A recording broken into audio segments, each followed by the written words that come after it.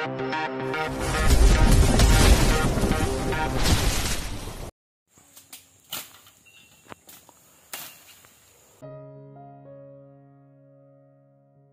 59. Terpaksa menikahi Nyonya Presdir. Ini makam kakak? Tanya Jenna dengan suara bergetar seraya menatap ke arah makam kecil di hadapannya. Air matanya luruh membasahi pipinya, dan tempatnya pun terasa sangat sesak. Pantes, Mama dan Papa selalu larang Jenna ke paviliun belakang. Ternyata, kalian menyembunyikan ini. Kenapa? Kenapa Jenna gak boleh tahu? Tatapan Jenna beralih menatap kedua orang tuanya yang sama-sama menatap ke arah makam itu. Makam itu terletak tepat di sebelah paviliun. Jenna tak pernah tahu jika ada makam kakaknya di sana. Setiap kali sang mama ke paviliun belakang rumahnya, Jenna ingin sekali ikut. Hanya saja, sang mama selalu tak mengizinkannya. Bahkan, paviliun dijaga ketat oleh penjaga agar Jenna tak memasuki paviliun itu. Mama dan Papa gak bermaksud menyembunyikan ini semua.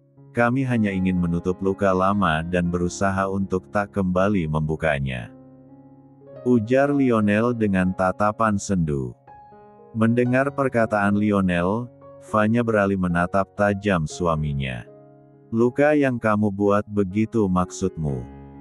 Katakan yang sebenarnya pada Jenna, jika kamulah yang membunuhnya. Kamu sengaja tidak mengizinkan Jenna ke sini, karena kamu tidak mau putrimu membencimu kan? Sentak Vanya yang mana membuat Jenna mengalihkan pandangannya pada sang papa. Benar itu Pak.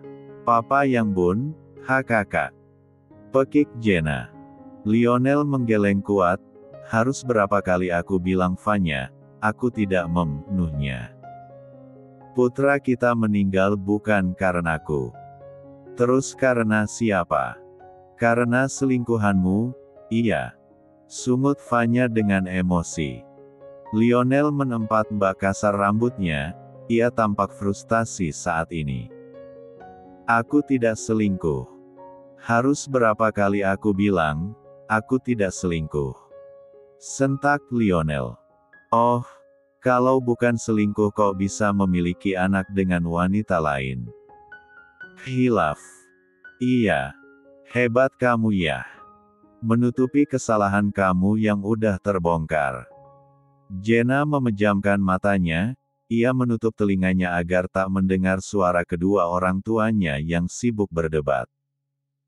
Walaupun hubungan Vanya dan Lionel kurang baik, tetapi mereka tetap menghindari perdebatan di depan putri mereka. Pertama kalinya, keduanya berdebat di hadapan Jenna secara langsung. Bisa diam gak? Teriak Jenna yang mana membuat Lionel dan Vanya menghentikan perdebatan mereka. Keduanya menatap terkejut pada putrinya yang menatap keduanya dengan tatapan lemah. Aku tidak tahu apa yang terjadi di antara kalian. Ma, Pa, Jenna cuman ingin tahu kenapa kakak meninggal. Udah. Bukan justru perselingkuhan, pembunuhan, yang kalian bahas itu. Ceritakan dengan jelas, kenapa kakak Jenna bisa meninggal. Pinta Jenna dengan suara bergetar menahan sesak di D4 danya. Jenna. Vanya meraih tangan Jenna, lalu ia menggenggamnya dengan lembut. Jenna pun menatap nanar mata sang mama yang menatapnya dengan tatapan berkaca-kaca. Sebelum ada kamu, Mama pernah hamil kakak kamu. Mama mengalami pendarahan di usia kehamilan Mama yang ke-8 bulan. Saat dilarikan ke rumah sakit, dokter menyarankan agar Mama melahirkan saat itu juga dengan operasi.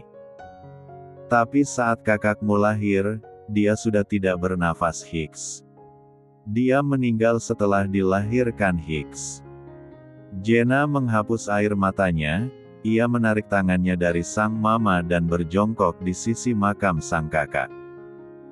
Jenna membaca nama yang terdapat di nisan itu. Perlahan, Tangannya terangkat dan mengelus nisan tersebut. Zidane Kairi Salvatore, Kak Zidane. Boleh aku memanggilmu begitu? Jenna mengelus nisan bertuliskan nama sang kakak dengan air mata yang terus membasahi pipinya. Ia memang tak pernah bertemu dengan Zidane. Namun, Jenna merasa sedih saat tahu jika ia memiliki seorang kakak dan sudah tiada. Buk. Keduanya dikejutkan dengan Jenna yang tidak sadarkan diri. Bergegas, Lionel meraih putrinya dan menggendongnya masuk. Raut wajahnya terlihat panik, begitupun dengan Vanya. Ia segera membawa sang putri kembali ke dalam rumahnya. Sedangkan Vanya, wanita itu ingin mengikuti suaminya. Namun langkahnya terhenti dan menoleh pada makam putranya. Besok mama jenguk lagi ya sayang. Batin Vanya sebelum akhirnya dia menyusul kepergian suaminya. Kai sedang bermain kambing di halaman belakang rumahnya. Pria kecil itu tampak menghindari kejaran kambingnya yang terus berlari mengejarnya. Sampai, langkah Kai tiba-tiba terhenti saat melihat sebuah kucing liar yang ada di taman rumahnya. Kucing siapa ini? Lucu banget kucingnya, hitam nah. Ndak pelnah mandi ya? Seru Kai seraya menatap kucing itu. Capi, cini dulu Capi. Kau juga hitam, tapi ndak semua hitam. Untung belang-belang kamu, ndak hitam semua. Sudah cini, nanti dicakal kucing. Kai menarik kambingnya yang akan mendekati kucing liar itu. Kucing itu berjalan mendekati sepeda milik Kai, lalu ia menghentikan langkahnya dan berdiam diri seolah sedang menahan sesuatu. Kai memperhatikannya dengan seksama, tetapi tak Kai baru nge apa yang akan kucing itu lakukan. Janan belak di Ka. Nah, Kai mematung sejenak saat kucing itu mengotori sepedanya dengan kotorannya. Bahu Kai melemas, ia memandang ban sepedanya yang terdapat noda kuning. Tapi kucing itu merasa tak bersalah, ia justru mengais pasir seolah menutupi bekas kotorannya itu. Kucing itu berlalu pergi, membuat Kai bergegas mendekati sepedanya. Ia berjongkok di hadapan sepeda miliknya, membuat aroma kotoran itu sangat menusuk hidungnya. Eki cepedana Kai kotol jadinya. Rengek Kai. Ngapain kamu? Suara Daisy mengejutkan bocah menggemaskan itu. Melihat ada kotoran di ban sepeda Kai, membuat Daisy membulatkan matanya.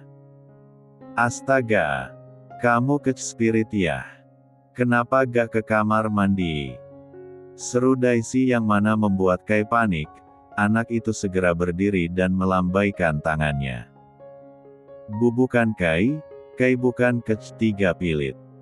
Tatapan Kai beralih menatap kambingnya, Daisy pun turut menatap kambing milik cucunya itu. Mau salahkan si kambing? Enggak bisa ya, modelnya aja udah beda. Dikira oma gak bisa bedain. Ayo sini, panggil Momi suruh cebokin. Daisy menarik tangan Kai masuk ke dalam rumah. Dengan pasrah, Kai mengikuti sang oma yang menarik tangannya. Eki bukan Kai loh oma. Rengek Kai. Terus siapa?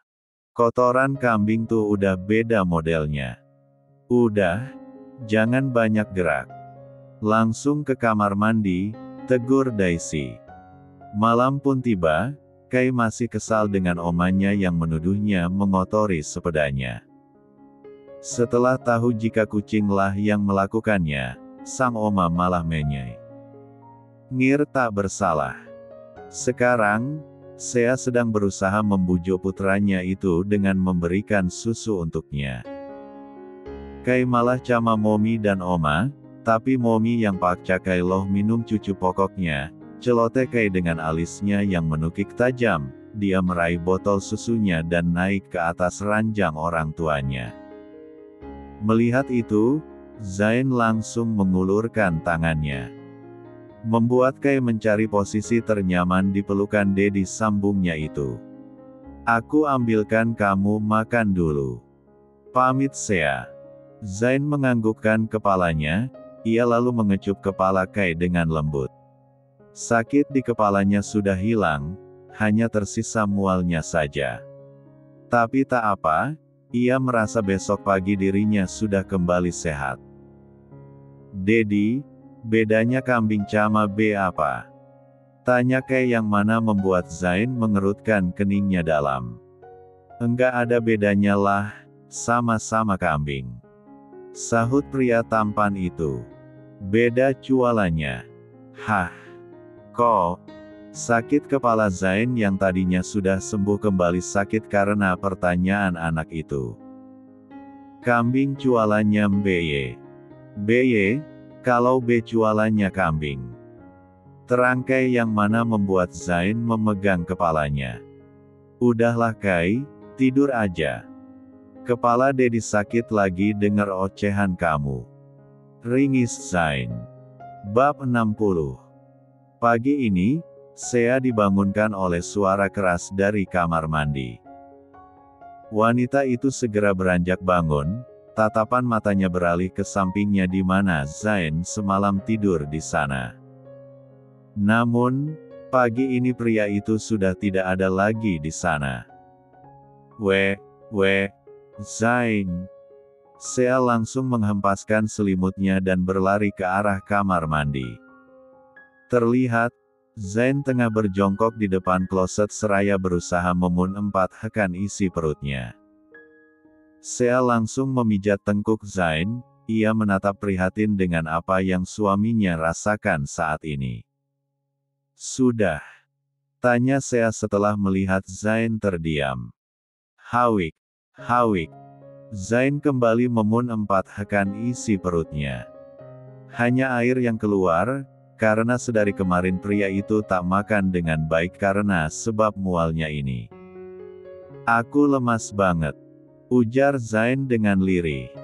Sea langsung membersihkan mulut suaminya, ia lalu membantu Zain untuk berdiri.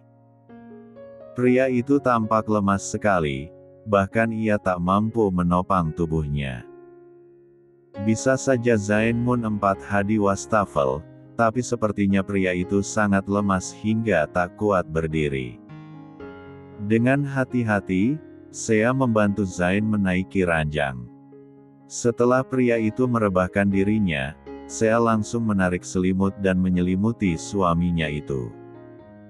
Tangannya langsung meraih minyak angin dan mengoleskannya pada perut dan juga D4 Zain. Lambung kamu bermasalah mungkin, dari kemarin 4H terus. Sembuh, terus gitu lagi. Curiga Sea. Zain tak bisa menjawab Sea. Tubuhnya benar-benar lemas saat ini. Pria itu hanya bisa memejamkan matanya dan menikmati pijatan lembut Sea di perutnya. Setelah itu, Sea beranjak pergi untuk mengambilkan minum untuk suaminya. Tak lama, Sea kembali dengan segelas teh hangat di tangannya. Wanita itu mendudukkan dirinya di tepi ranjang dan membangunkan Zain sebentar. Zain, bangun dulu. Minum teh hangatnya biar ada tenaga. Pinta Sea. Perlahan, Zain beranjak duduk. Kepalanya masih terasa berputar-putar, ia bahkan tak kuat membuka matanya. Sea kemudian membantu suaminya untuk minum teh hangat itu. Zain hanya meminumnya sedikit saja, karena pria itu kembali menolak sebab perutnya yang merasa. Lagi, sedikit lagi aja. Bujuk Sea. Zain kembali meminum tehnya, tetapi ia langsung menutup mulutnya menahan mual. Ia menatap Sea dengan tatapan lemah seraya menggelengkan kepalanya. Udah, aku gak kuat. Mual banget rasanya, ujar Zain dengan lemas. Terus gimana? Kamu maunya apa? Dari kemarin kamu makannya sedikit, 4H terus. Dibawa ke dokter gak mau, aku bingung harus apa. Ujar Sea dengan mata berkaca-kaca, ia merasa kasihan dengan kondisi Zain saat ini. Melihat Sea yang hampir menangis, Zain meraih tangan Sea dan mengembangkannya dengan lembut. Bukannya menenangkan, Zain justru menangis lebih dulu. Membuat raut wajah Sea berubah bingung. Kenapa? Sakit banget ya? Tanya Sea dengan khawatir. Jangan nangis Hicks. Isak Zain. Sea tersenyum, ia menghapus air mata Zain yang terus turun. Entah mengapa, suaminya jauh lebih manja ketika sakit. Makan ya, aku buatin bubur mau. Zain menganggukkan kepalanya, ia masih saja menangis dengan bibirnya yang mencebik ke bawah. Sebenarnya Sea mau tertawa melihat tingkah suaminya yang terlihat kekanak-kanakan. Namun, ia tidak mau memperburuk mood Zain pagi ini. Sea membuat bubur untuk suaminya, berharap bubur lebih mudah ditelan oleh Zain dan pria itu tak mudah mual. Setelah selesai membuatnya, Sea langsung membawanya kembali ke kamar. Terlihat, Zain kembali memejamkan matanya. Zain, makan dulu. Ujar Sea yang mana membuat Zain membuka matanya. Ia tak tertidur, hanya memejamkan matanya untuk mengusir rasa tak enak pada perutnya. Suapin. Pinta Zain saat Sea membantunya untuk duduk. Iya, ini disuapin. Sahut Sea dengan lembut. Untungnya, bubur buatan Sea diterima baik oleh Zain. Pria itu tak mengalami mual lagi, bahkan ia makan dengan lahap.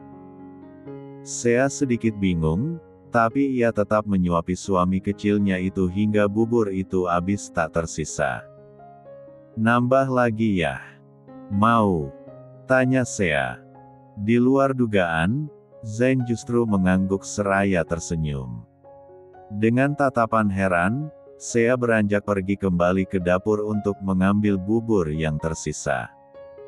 Zain sakit lagi. Daisy datang mengejutkan Sea yang tengah melamun saat mengambil bubur Zain. Iya ma. Pagi tadi mun 4H, kasihan sampai lemas begitu. Sahut Sea dengan cepat. Bawa ke dokter Gi, mungkin ada masalah di lambungnya. Takut bahaya nanti kalau penanganannya telat. Tegur Daisy. Sea menggelengkan kepalanya, Zainnya gak mau, lagian dia aneh. Minum teh hangat mual, giliran bubur aja lahap enggak kayak orang sakit, jelas Sea yang mana membuat Daisy terdiam. Kok bisa gitu ya? Gumam Daisy merasakan keanehan menantunya. Sore hari, Sea pergi ke apotik untuk membelikan Zain obat. Mual yang pria itu alami sebentar-bentar hilang dan datang. Jadi, Sea memutuskan untuk membelikan obat untuk suaminya itu. Jaga-jaga jika mual dan pusingnya kembali datang. Sea membeli beberapa obat yang menurutnya memang bagus untuk pencernaan dan juga mengobati rasa mual. Setelah membayar, Sea berniat akan pulang. Namun, Sea justru berpapasan dengan Davita yang baru saja masuk ke dalam apotik yang sama. Davita hanya tersenyum menyapa Sea, dia akan berlalu dari sana. Akan tetapi, Sea justru menahan lengannya dan menatap lekat teman mamanya itu. Tante, ada yang mau aku bicarakan. Ujar Sea dengan tatapan serius. Bicara apa ya? Kok serius banget? Sebentar ya, Tante mau beli obat dulu. Papa Richard, darah tingginya kambuh lagi. Ujar Davita yang mana membuat Sea terpaksa melepasnya. Setelah Davita membeli obat yang ia inginkan, wanita itu kembali mendekati Sea yang menunggunya di kursi tunggu. Ayo, kita mau bicara di mana? Sea mengajak Davita ke sebuah kafe dekat dengan apotik, keduanya memesan minuman untuk menemani obrolan mereka. Tatapan Sea sedari tadi terlihat dingin dan datar, membuat Davita merasa tak nyaman dengan tatapan wanita muda itu. "Apa yang ingin kamu bicarakan? Apa kamu berubah pikiran untuk menerima tawaran Richard?" tanya Davita. Uang membuat Sea menyunggingkan senyumnya. "Justru, aku semakin yakin untuk tidak menerima putra tante," ujar Sea. Davita membulatkan matanya. "Apa maksudmu berbicara seperti itu, Sea?" sentaknya dengan tatapan tajam. "Apa yang tante ketahui tentang Zain? Siapa orang tua suamiku? Tante pasti mengetahuinya kan?" Pertanyaan Sea membuat Davita menegang. Apa? Richard mengatakan semuanya padaku tentang status suamiku yang dia katakan sebagai..." Sea memejamkan matanya, ia merasa berat mengatakan kata-kata selanjutnya. "Anak hasil dari hubungan gelap. Sekarang beritahu aku, siapa orang tua Zain?" ujar Sea dengan menatap tajam ke arah wanita parubaya di hadapannya itu. Davita menghela nafas pelan. "Sea, kamu sudah tahu asal-usul suamimu tapi masih mau menerimanya." "Putraku Richard, dia memang hanya putra sambungku. Tapi aku yang merawatnya sejak kecil. Kamu menolaknya, sama saja kamu menolakku. Apa menurutmu, aku masih berbelas kasih untuk mengatakan siapa orang tua suamimu itu?" Davita beranjak berdiri, ia menatap angkuh pada Sea yang menatapnya dengan tatapan tak percaya. "Jangan harap." Davita meraih tasnya dan beranjak pergi dari sana. Ia meninggalkan Sea yang terlihat panik. "Tante Davita, tunggu. Kau harus katakan siapa orang tua Zain," pekik Sea. Ia berniat akan mengejar Davita. Namun, pegawai kafe tiba-tiba menahannya. "Maaf, pesanan Anda belum dibayar," seru pegawai itu yang membuat Sea berdecak kesal karena gagal mengejar wanita paruh baya itu.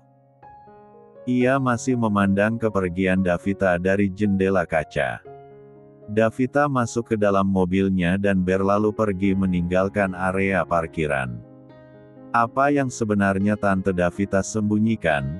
Kenapa dia enggan sekali memberitahukan yang sebenarnya? Batin Sea.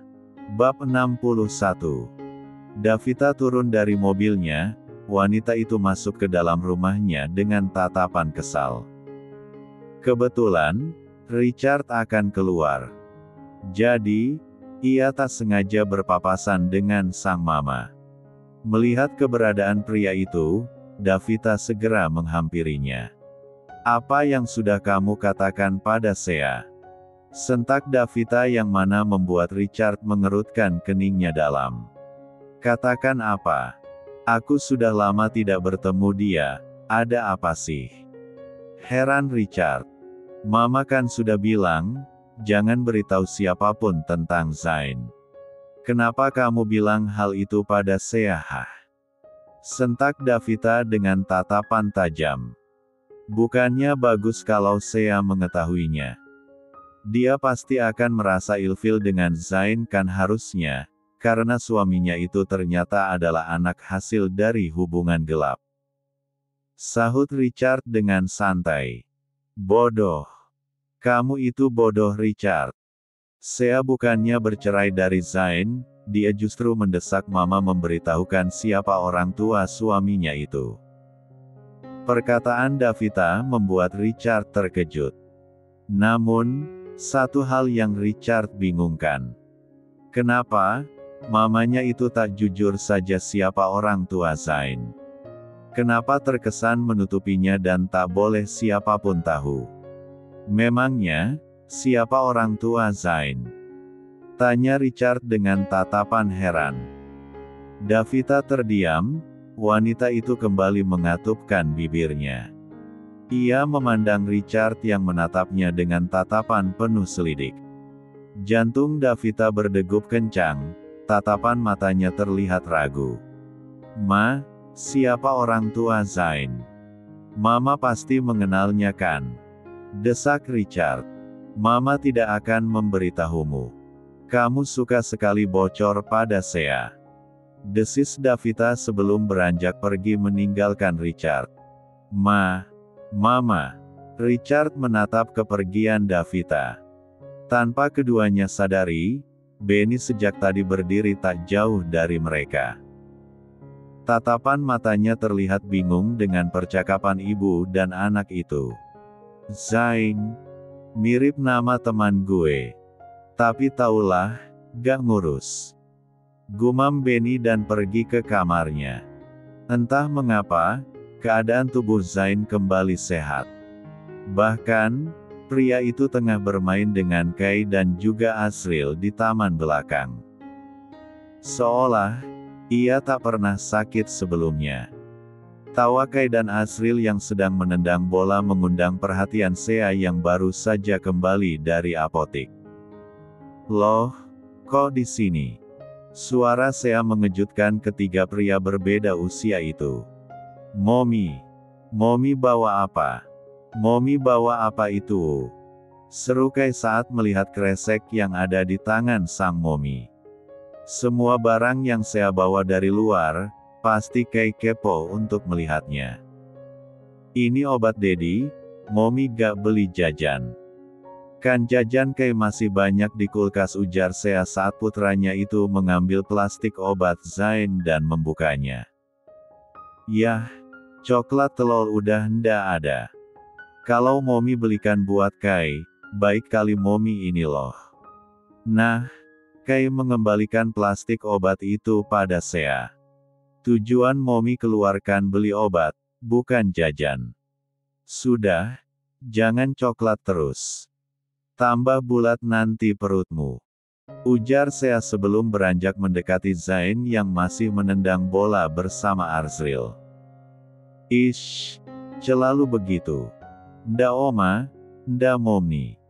Selalu body ceming," kata Oma. Gumam Kai dengan kesal. Sea langsung meraih tangan Zain dan memegang kening pria itu dengan tangannya yang lain. La mencoba mengecek suhu tubuh Zain dengan punggung tangannya. Tak merasakan panas, Sea mencoba memegang leher Zain. Suhu tubuh suaminya itu normal, bahkan wajahnya sudah tidak pucat lagi. "Udah sembuh?" tanya Sea dengan tatapan bingung. Zain mengangguk cepat, ia melingkarkan tangannya di pinggang sang istri dan menatapnya dengan tatapan lekat. "Terima kasih sudah merawatku dengan baik, aku sudah sembuh kok. Jadi, kamu tidak perlu khawatir," ujar Zain dengan senyuman manisnya. Oh begitu, syukurlah. Gak kambuh-kambuh lagi kan?" tanya Sea dengan tatapan ragu. "Tentu saja enggak. Lihat, aku sudah bisa menggendongmu." Sea terkejut saat Zain menggendongnya. Wanita itu memekik keras saat Zain membawanya berlari memutari taman. Sea sungguh takut kalau dirinya terjatuh. Wanita itu memeluk leher Zain dengan erat seraya memejamkan matanya. "Aku tidak akan membiarkanmu terjatuh. Aku akan selalu menjagamu," ujar Zain yang mana membuat Sea kembali membuka matanya. Ia menatap kedua putranya yang menatapnya dengan tatapan polos. "Turunkan." Sea merasa malu dilihat oleh kedua putra kecilnya. Zain terkekeh geli melihat Sea yang salah tingkah. Wanita itu beranjak masuk ke dalam karena merasa malu dengan kedua putranya. Tatapan Zain mengarah pada Kai dan Asril yang masih memandang kepergian sang Momi. "Ayo, kita main lagi," seru Zain dan disambut antusias oleh kedua putranya. Malam hari, mual yang Zain alami kembali datang. Pria itu berjalan menuju ruang keluarga dan duduk di sana. Ia tak ingin mengganggu istrinya yang sedang sibuk di ruang kerja. Seharian ini Sea sudah sibuk mengurus dirinya, pastilah pekerjaan wanita itu tersingkirkan karenanya. Loh, Zain. Kok di sini? Daisy datang mendekati Zain, ia melihat menantunya itu yang memasang raut wajah yang lesu. Mual lagi. Tebak Daisy. Zain mengangguk lemah, kenapa yah ma? Perut Zain rasanya kayak diaduk-aduk. Apalagi setelah makan, mualnya jadi tambah terasa. Adu Zain pada ibu mertuanya itu. Pusing gak kepalanya? Tanya Daisy yang khawatir. Zain mengangguk pelan, pusingnya gak kayak tadi pagi, cuman perut rasanya gak enak. Lirih Zain. Daisy terdiam, ia memandang Zain dengan tatapan penuh selidik. Jangan-jangan kamu ini lagi ngidam. Hah? Ngidam? Emangnya Zain bisa hamil apa? Seru Zain dengan tatapan tak percaya. Daisy berdecak kesal, ngidam loh. Maksudnya, istrimu hamil dan kamu yang ngerasain ngidamnya. Sentak Daisy. Emang bisa begitu? Tanya Zain dengan tatapan polosnya. Bisa. Dulu mendiang papa mertuamu yang ngalamin ngidamnya saat mama hamil Sea. Jangan-jangan udah isi itu istrimu, ujar Daisy dengan semangat. Hamil maksudnya? Pertanyaan polos Zain membuat Daisy berdecak sebal. Enggak. Ya iyalah Zain. Besok beli tes pack, biar dicek beneran hamil atau enggak. Semoga aja iya. Mendengar itu, Zain langsung berdiri. Rasa sakit yang ia rasakan tadi hilang entah kemana. Dengan semangat 45, pria itu menatap Daisy yang bingung dengan tingkahnya. Aku beli sekarang aja deh ma. Biar dicek sekarang. Seru Zain. Udah malam. Besok aja, gak usah sekarang. Tegur Daisy. Zain menggeleng, aku gak sabar minta Sea buat cek. Kalau benar hamil, aku akan jadi dedi. Aku akan punya bayi. Seru Zain dan berlalu pergi dari sana. Meninggalkan Daisy yang menghela nafas kasar melihat kepergian sang menantu. Semoga saja beneran hamil, tapi apa gak papa anak itu pergi malam-malam begini. Gumam Daisy yang khawatir pada menantunya itu. Zain pergi ke apotik dekat rumah, untung saja ada yang buka. Ia menatap isi plastik berisikan tes pack yang baru saja dirinya beli. Hati pria itu berbunga-bunga, ia memiliki sejuta harapan dalam hatinya. Jika benar istrinya hamil, Zain pasti akan bahagia mendengarnya. Saat akan menaiki motornya, tatapan Zain justru jatuh pada penjual martabak yang ada di seberang jalan. Tiba-tiba, pria itu menginginkannya. Tanpa pikir panjang, ia pun memutuskan untuk membelinya. Sepertinya enak, barangkali Sea juga mau. Batin Zain dengan melangkahkan kakinya menyeberang jalan. Tin. Zain dikejutkan dengan sebuah mobil yang tiba-tiba muncul dari tikungan dan mengarah padanya. Lampu yang silau menyorot tajam pada matanya, membuat tubuh Zain mendadak kaku. Ia tak dapat lagi menghindari truk yang akan menabraknya karena jaraknya yang sangat dekat. Brak! Tubuh lemah Zain terpental hingga menabrak pembatas jalan. Plastik tes pack yang ia pegang terlempar tak jauh dari tubuhnya. Pria itu menatap ke arah plastik tes pack itu dengan tatapan lemah. Wajah Sea yang tersenyum padanya kini menghantui pikirannya. Bahkan, wajah kedua putranya terngiang di benaknya. Ada yang tertabrak. Tolongi.